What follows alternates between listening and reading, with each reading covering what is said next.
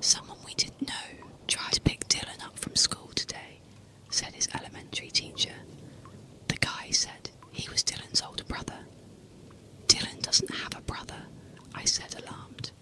"We thought so too," replied the teacher. I suspected something wasn't right straight away. It was this tall, lanky guy with black hair. Looked in his late 30s, maybe even 40. He knew your address, Dylan's full name and birthday, and which class he was in. I went inside to check with the principal. When I came back out, the guy was gone. I was silent for a second as I stood facing the teacher outside the school gate. The gate separated the main road and a large playground and basketball court leading into the school. All the other kids and parents had left, and we were the only ones standing outside. "Where's Dylan now?" I asked. "He's waiting for you in the principal's office," she said, gesturing for me to follow as she turned around. I walked across the playground behind her shakily, then through the corridors to the office. My 8-year-old son, Dylan, sat on the couch in the principal's office, still as a stone. The principal sat behind her desk, and there was a cop standing next to her. "Hey buddy," I said, "you okay?" Dylan looked at me blankly. My Dylan was always a quiet boy. It was just the two of us at home at the time. I was a single dad. My late wife Angie, Dylan's mother, died a year prior. She'd been hit by a car while cycling around a sharp bend, and they never identified the driver. I won't go into any more detail here, as frankly I'd rather not relive that period, but safe to say it destroyed me. I tried to pick up the pieces and stay strong for Dylan. Was I doing a good job? Only God knows. I received no feedback. Since then, Dylan became even more withdrawn, pretty much remaining silent until spoken to. He was seen by a child psychologist and various other members of the welfare team at school, but after assessment, they were sure he didn't have autism or the like. He could speak up when he was pressed. He was just shy and preferred to keep to himself. The cop confirmed I was Dylan's dad, then asked me a few questions. He finally told us they'd try and find the guy and to report if we ever saw him again. The principal and teacher said a few things. It was a blur. All I remember is sweating profusely, with my knees shaking, trying to comprehend the fact that someone had tried to kidnap my son. "Dylan, you didn't know that man, did you?" asked the principal. Dylan shook his head. I was on edge after that day. Dylan was my whole world, all the family I had left, and I couldn't stand the possibility that he could be in danger. It made me sick. Who was this bastard? Why my son? Did he know us, or was it some random creep? I always walked Dylan to and from school thereafter, and was never late to pick him up again. Meanwhile, Dylan himself didn't seem rattled in the slightest. He never mentioned the incident unless specifically asked. At the time, I thought he was just timid and didn't want to cause trouble. A couple of weeks later after the incident, the same homeroom teacher called me during her lunch break. She said one of the kids in her class saw Dylan talking to a man through the school fence. When she rushed out, the man was gone. When Dylan was asked about it, he said he hadn't been talking to anyone. The girl who apparently spotted him was questioned further, and she was adamant she saw Dylan talking to a tall, lanky man with messy black hair. The cops were called again, did a quick search of the perimeter of the school, but they found no one suspicious. That afternoon, I sat Dylan down at the kitchen table. "I won't get angry, I just need you to tell me the truth," I said, trying to steady my nerves. "Did you or didn't you talk to a stranger today at school? Yes or no?" He shrugged. Getting an answer out of him was harder than drawing blood from a stone.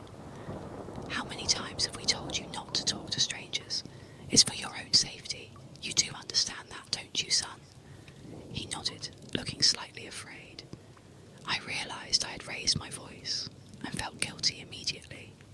Exasperated and running on 2 hours of sleep, I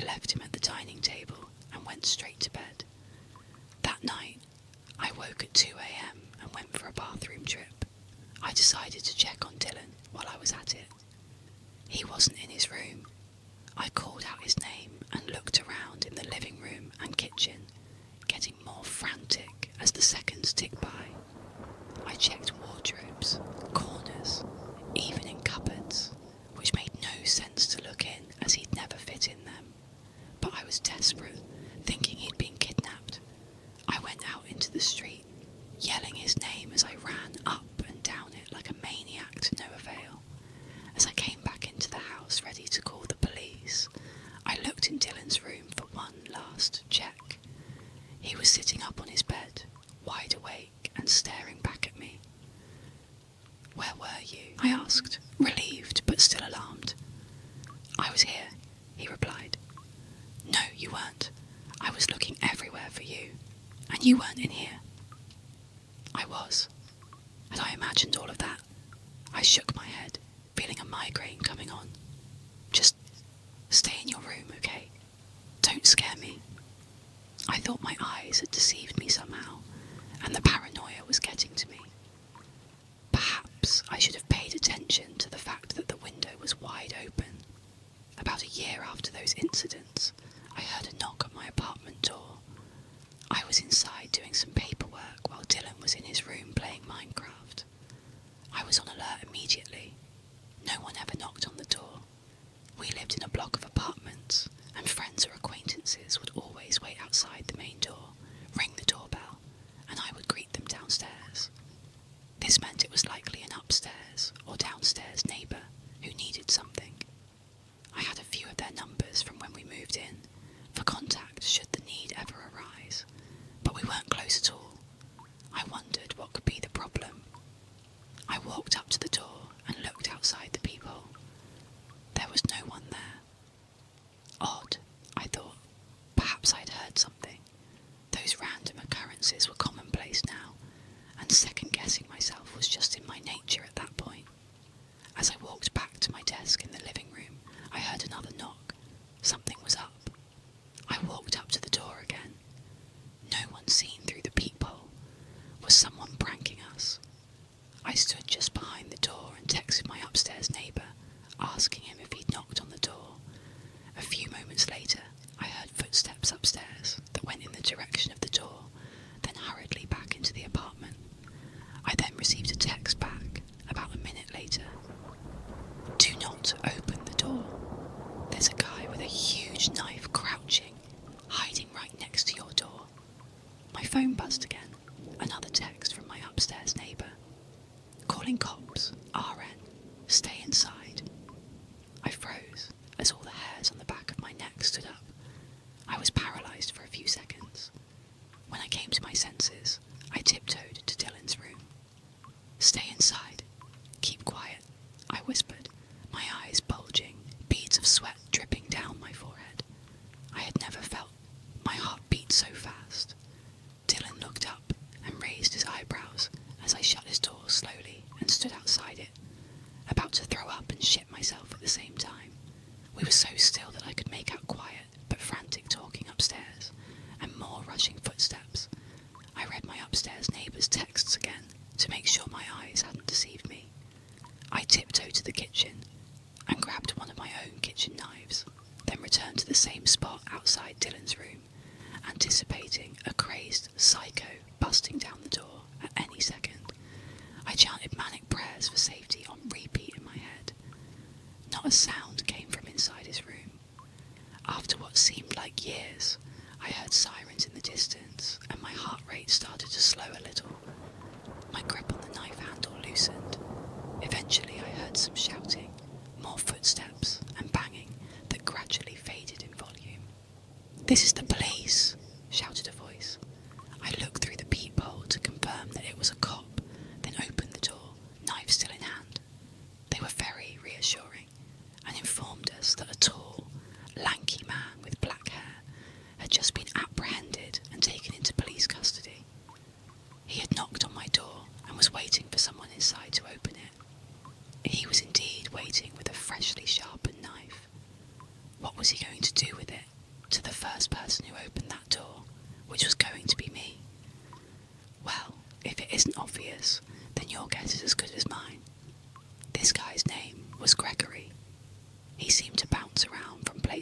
place with no permanent address, even travelling between states, and doing petty crimes like theft, harassment, and occasionally stalking minors.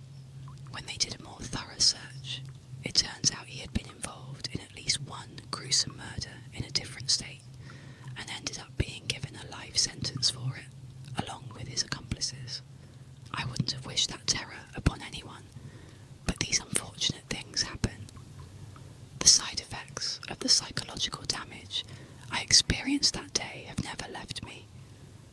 However, I know people who have been through similar horrors, but never lived to tell the tale, so I looked on the bright side and counted myself lucky.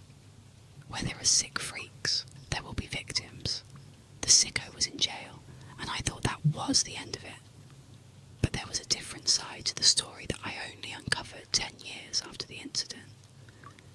Dylan was due to leave for college, living away from home for the first time.